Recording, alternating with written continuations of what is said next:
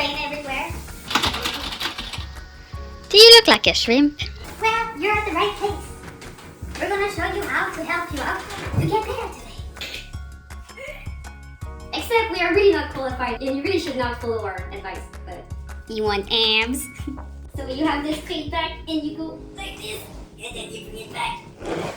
Oh yeah! I'm a fitness person!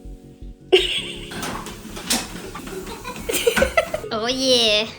One more time. Oh, actually, we're not really fitness people, but we do know some cool things with good stretches. We're gonna teach you some.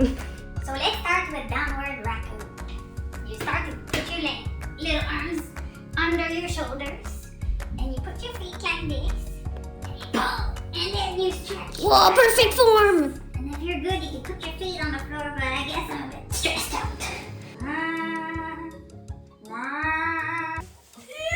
Where's the trash?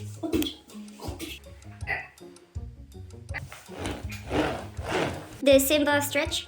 The circle of life. You fit like me. Just gotta go with the rope.